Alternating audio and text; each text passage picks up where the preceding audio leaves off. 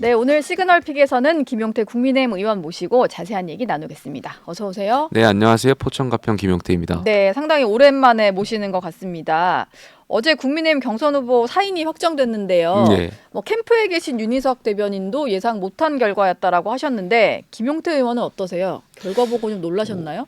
놀랍다기보다는 이대로는 안 된다. 좀 중도 확장을 해야 되는 거 아니냐라는 민심이 반영된 결과 아닐까 생각이 듭니다. 네.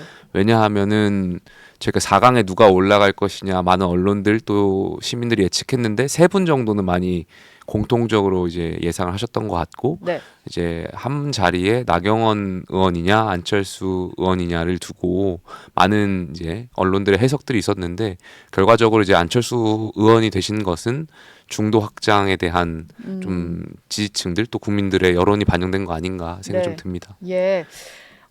근데 민주당에서는 좀 시니컬한 반응이던데 이재명 민주당 경선 후보 캠프의 김영진 전략본부장은 누가 나와도 도끼인 객낀이다 이런 얘기를 좀 했거든요.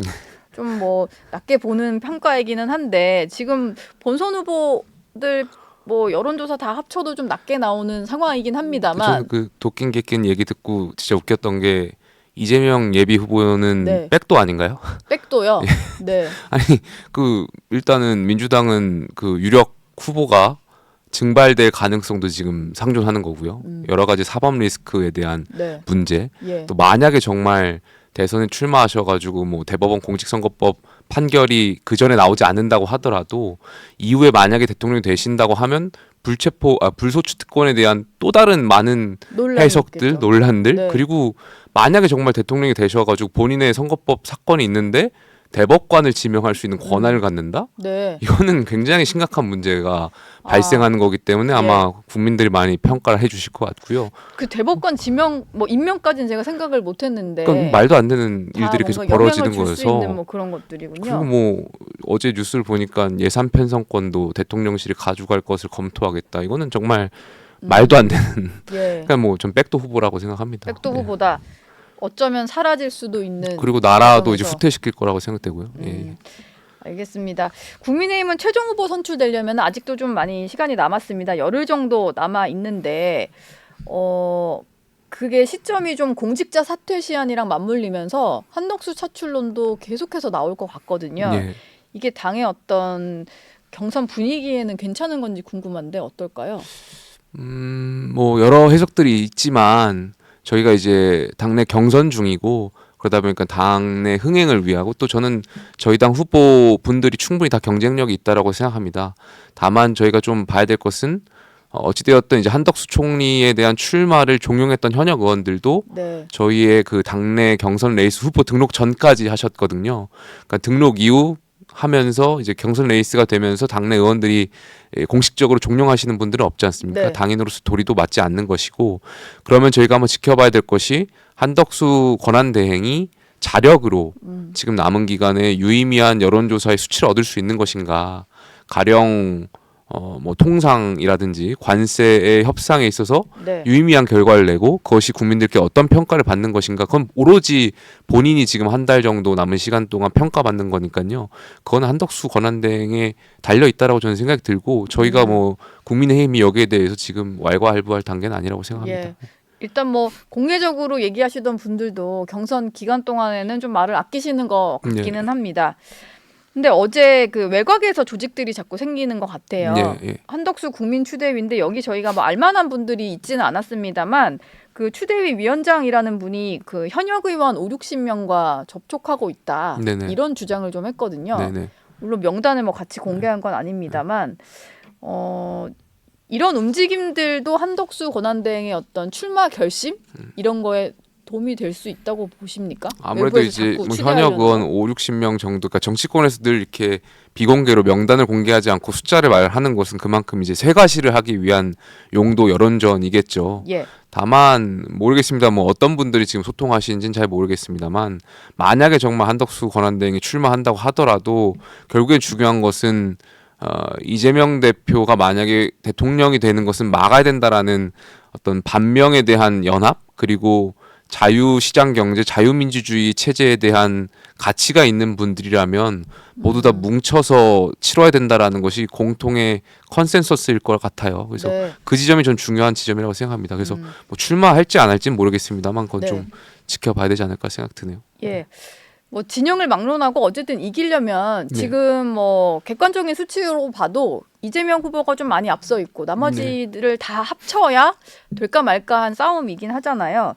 방명 빅텐트를 쳐야 된다. 뭐 이런 움직임도 있는데 여기서 좀 거론이 같이 되는 게 이준석 개혁신당 네, 후보 예. 같아요. 왜냐하면 3자 대결에서 좀 유의미한 득표율을 가져가는 것 같아서 이 후보는 일단 단일화에는 지금 선을 긋고 있던데 계속 뭐 국민의힘 본선 후보가 확정이 된다면 계속해서 손을 좀 내밀고 얘기를 해봐야 된다라고 보십니까? 글쎄 뭐 물이 끓는데 시간이 필요하잖아요. 아직 뭐 물이 끓는 점에 도달하지 않았다라고 생각이 들고 지금 상황에서 대선 레이스가 막 펼쳐지고 있는데 네. 특정 사람을 거론해서 단일화를 얘기하는 것은 서로 간에 예의가 아니라고 생각해요. 저는 네. 다만 이제 어느 순간 좀 대선 일이 임박해지고 말 그대로 정말 끓는 점에 도달하면 뭐 대의를 거스를 수는 없을 거라고 생각합니다. 예. 대의를 거스를 수도 없을 거예요. 근데 아직은 좀 지금 그 상황에서 타이밍은 각자의 아니다. 비전을 말하고 각자의 또 국민들하고 소통할 수 있는 시간인 것이지 네. 지금부터 벌써 뭐 정치공학적으로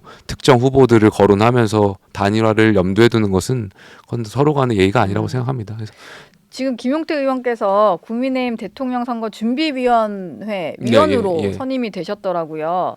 아무래도 청년층의 지지 확보를 위한 뭐 이런 여러 가지 전략들 세우는데 좀 집중을 하실 것 같은데 좀 미리 공개해 주실 만한 근데 구상이 아니 있을까요? 뭐 저희가 조기 대선이라는 것, 그러니까 대선을 급하게 치르다 보니까 사실 다른 대선하고는 좀 특수한 대선인 거고 네. 저희가 막 준비해서 새롭고 뭘 하기보다는 좀 기존에 있었던 분들을 통합하고 모실 수 있는 것들 고민을 하고 있고 정책적으로 공약도 오늘 아마 언론에 기사가 나갔습니다만 공약기획단에서 또 이제 발표할 겁니다. 그래서 예. 좀 이제 기혼을 준비하고 있는 결혼을 준비하고 있는 청년들이 스드메라고 하잖아요. 네.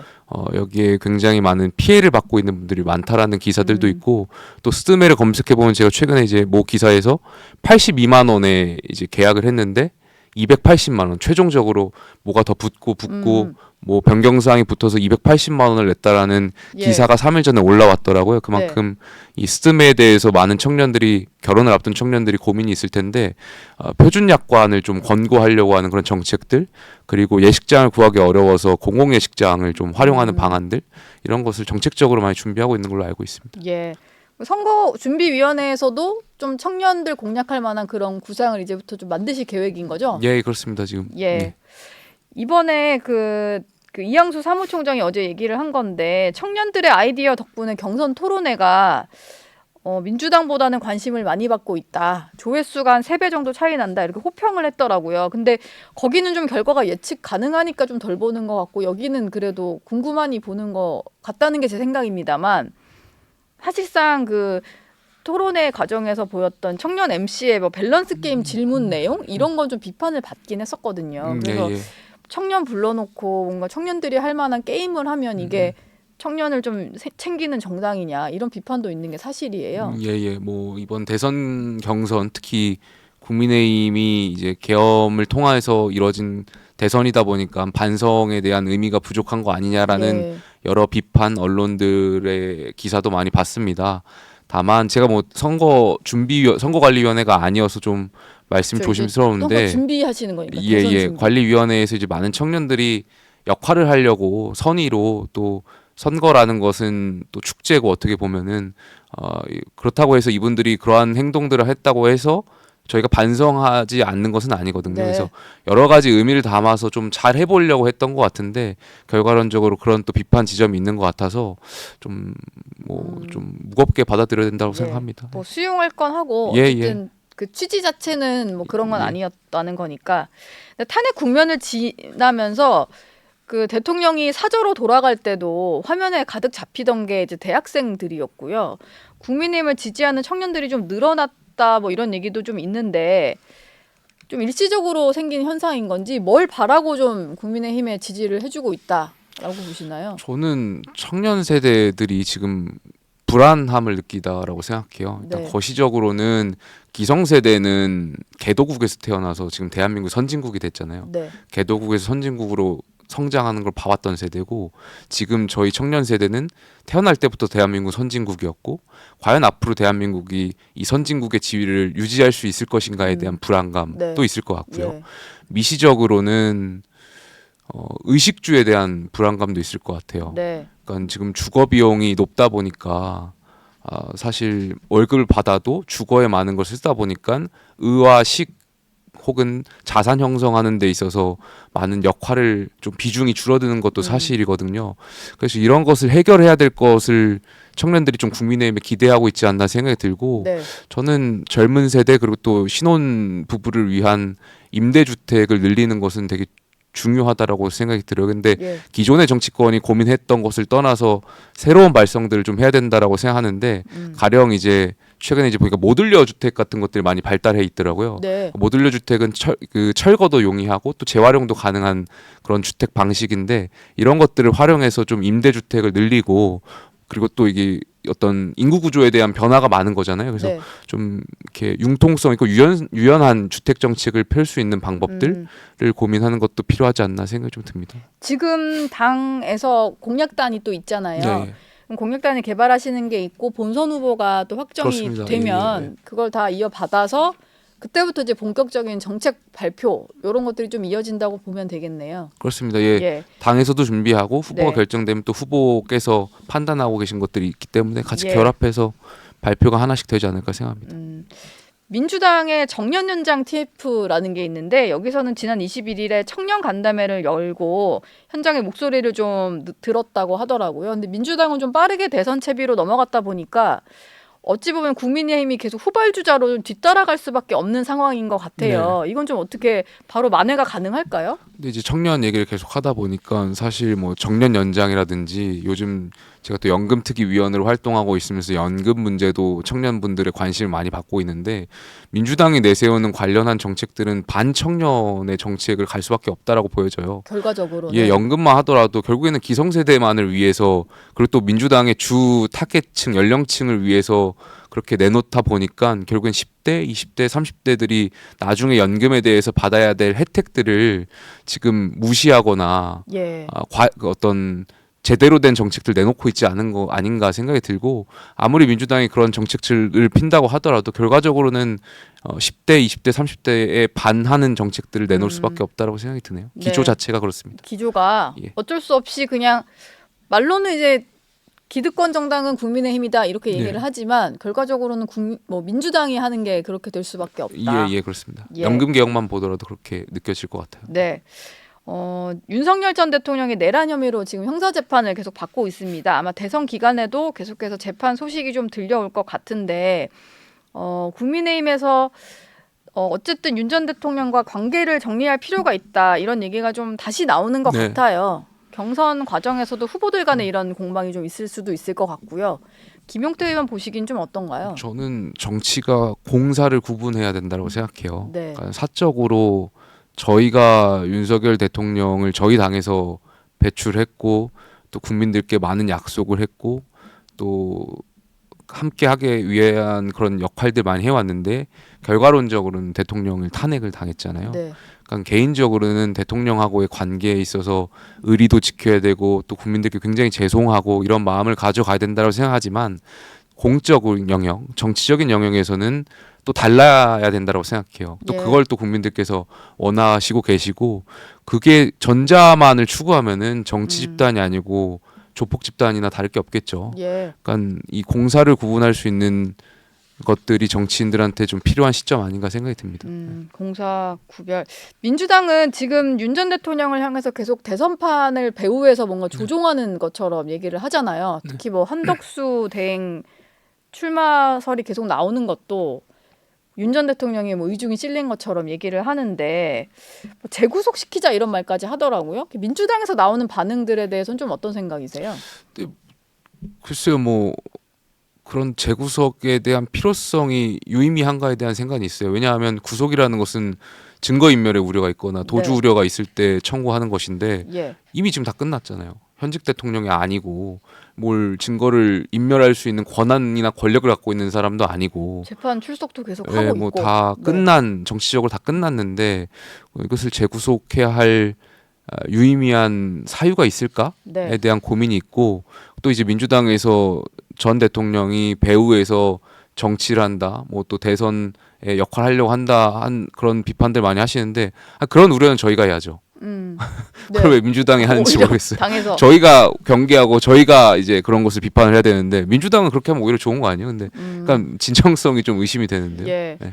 근데 뭐 지금 거기서 그 맥락에서 좀 이어지는 질문인데 어제 경선 후보 4명이 추려지는 결과를 보고 오히려 그 전에 이제 윤 전 대통령이 뭐 변호인단을 통해서 사진이 공개됐다라는 거나 네. 아니면 윤석열 신당 움직임 이런 것들이 다 안 좋게 작용을 해서 이제 이거를 비판하는 지지층 여론이 작용을 해서 결과적으로 나경원 후보보다는 안철수 후보가 들어갔다 뭐 이런 해석도 있더라고요. 예.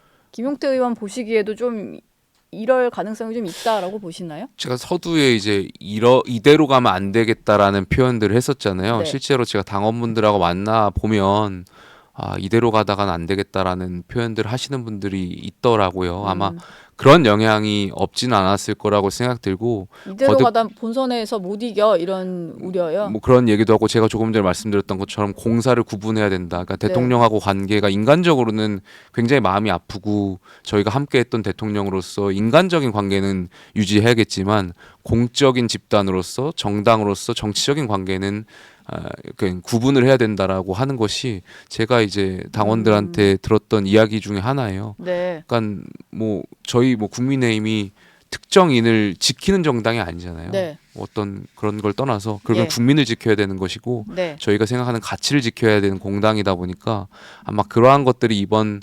경선에도 영향을 안 가진 않았을 거라고 생각합니다. 예. 그런 사진도 그렇고요. 예. 예. 이재명 대표 얘기로 좀 넘어가 보겠습니다. 어제 대법원이 이재명 전 대표의 선거법 사건 상고심을 전원 합의체 회부를 했거든요. 국민의힘 내에서는 이게 시간이 빨라질 거다라고 보시고 있는 것 같아요. 대선 전에 결론이 나올 수 있는 거라고 보시나요? 그러니까 이제 대한민국 판사가 너무 극한 직업이 돼버려가지고 너무 힘들 것 같습니다. 판사분들도 굉장히 부담스러우실 것 같아요. 네. 이걸 대선 전에 유죄 판결을 확정 판결을 다시 내자니 대선에 영향을 끼칠 것이고 굉장히 큰 영향을 끼칠 것이고 그렇다고 해서 이것을 뒤로 미루면 아까 조금 전에 말씀드렸던 것처럼 만약에 정말 이재명 예비 후보가 만약에 대통령 됐을 때 대법관 지명권한까지 갖고 있기 때문에 네. 굉장히 또 큰 혼란이 발생하는 거기 때문에 예. 여러 가지 대법관들의 판단을 할 텐데 저는 그렇다고 해서 판단을 안 하는 것도 정치를 개입한다고 생각이 들어요. 그래서 그 원칙대로 633이라는 원칙대로 또 조희대 대법원장이 강조해 왔던 것이 있잖아요. 선거는 선거대로 이 대법원 판단은 판단대로 좀 분리해서 대법관들의 원칙대로 판단할 필요가 있지 않나 생각이 좀 예. 들고요. 예. 법조계에서는 근데 파기 재판 가능성보다는 만약에 뭐 2심 결과를 조금 뒤집는 결과가 나오더라도 그냥 파기환송 정도일 거다라는 예, 얘기를 예. 하는데 이게 후보 등록 이후에 만약에 결론이 그렇게 나버리면 민주당 입장에서는 되게 혼란스러울 것 같거든요. 근데 그걸 예상하고도 만약에 이재명 예비 후보를 후보로 선출한다면 그 역시 민주당의 감내해야 될 몫이라고 생각합니다. 본인들이 이러한 가능성을 알고도 뽑는다면 네. 그거는 뭐 민주당원들 또 민주당을 지지하는 분들에 대한 몫이겠죠. 지금 이재명 전 대표 같은 경우는 말도 좀 많이 아끼고 있는 것 같고 정책 홍보 위주로 좀 하고 있잖아요. 그리고 당내에서도 사법 리스크 언급을 하는 일이 좀 적어졌다고 해요. 물론 재판이 계속 진행 중이다 보니까 뭐 그제도 대장동 재판을 다녀오고 이러긴 했습니다만 재판받는 본인의 모습보다는 그냥 유력 주자로서 공약 얘기하고 뭐 이런 거에 조금 더 집중을 하는 것 같아요. 근데 이렇게 해서 당선이 되면 결과적으로 민주당과 이재명 후보 같은 경우는 본인의 사법 리스크를 아예 지워버리는 작업을 좀 할 거다. 이런 얘기를 좀 하시더라고요. 그럴 가능성이 농후해 보이죠. 왜냐하면 네. 이재명 예비 후보가 이제 지난 대선에서 낙선하고 당대표에 출마했을 때 전당대회를 보더라도 당권을 딱 장악하고 나서 그 룰을 바꿨잖아요. 여러 가지 기소라든지 뭐 네. 민주당 안에 당원 당규에 네. 주요 당직자들이 이제 뭐 주요 혐의에 대해서 기소됐을 때 그 당직에 대한 네. 그리고 또 결정권에 대해서 뭐 해야 그런 되냐, 말아야 그런 되냐. 해석들에 대한 당원 당규가 있었는데 그것도 이제 바꿔가면서 본인한테 유리하게 네. 판단을 했었고 또 뭐 경선 룰 같은 것도 그렇고 결과적으로 본인한테 이제 유리할 수 있는 것들을 바꿔가는 모습들을 보면 만약에 정말 에커께서 예상했던 대로 이재명 예비후보가 대통령이 된다고 한다는 가정하고 말씀드리면 충분히 지금 사법 리스크를 덮기 위한 어떤 법규 개정들, 법령 개정들을 해 나갈 것이 농후해 보이지 않나 생각이 들고 국민들께서도 판단하실 거라고 생각이 듭니다. 지금 국민의힘으로는 그걸 막을 수가 없는 거잖아요. 국민의힘이 소수 야당이 돼버리면 그렇죠. 만약에 정말 그렇게 되면 여대 야소 상황이 되고 네. 또 지금 거야가 192석인 거잖아요, 현재. 네.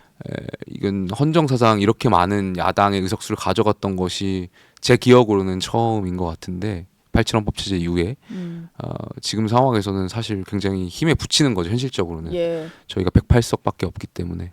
그 어제 이낙연 전 총리를 저희가 모셨었는데 민주당 출신이심에도 불구하고 그런 우려를 많이 하셨어요. 근데 조금 전에 김용태 의원도 대법관 임명 이런 얘기를 하시는 거 보니까 이재명 후보가 만약에 대통령이 될 경우에 다 가져가게 되는 이런 거에 대한 우려가 좀 크신 것 같아요. 사법권도 장악하겠다는 거고 네. 행정권 장악하고 또 소수의 그런 지지층으로 또 당을 장악했고 결과적으로 지금 예산 편성권까지 가져가겠다라는 것은 그냥 사실상의 독재 체제를 아이디어 나온 거긴 유지하겠다는 한데 거다. 실제로 그것도 가져갈 걸로 좀 보시나 예산 봅니다. 편성권이요? 네. 근데 예산 편성권을 가져가겠다. 그러니까 물론 이제 그 문제 의식엔 공감을 해요. 왜냐하면 기재부가 어떤 역할을 하고 그런 또 예산을 편성하는 권한에 어떻게 보면은 갑이라고 할 수 있는 그런 권한을 갖고 있다 보니까 많이들 이렇게 기재부한테 잘 보이려고 하는 그런 것들도 있는데 결과적으로 중요한 것은 기관 간의 견제가 굉장히 중요한 거거든요. 네. 사람과 사람의 견제도 중요하겠지만 네. 직업 공무원과 선출직 공무원들의 간의 견제도 필요한 거고 기관과 기관 간의 견제도 필요한 거고 그 역할 지금 계속 기재부가 해왔고 있었는데 네. 이거를 만약에 대통령실에 가져가겠다라는 것은 만약에 정말 이재명 대통령이 된다면 예. 후보가 야당 지역구에 예산 안 주겠다는 거잖아요.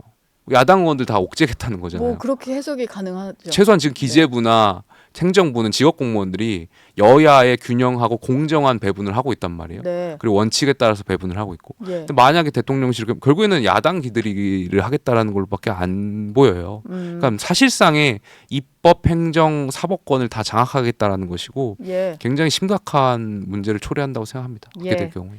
알겠습니다. 지금까지 김용태 국민의힘 의원과 얘기 나눴습니다. 오늘 말씀 고맙습니다. 감사합니다.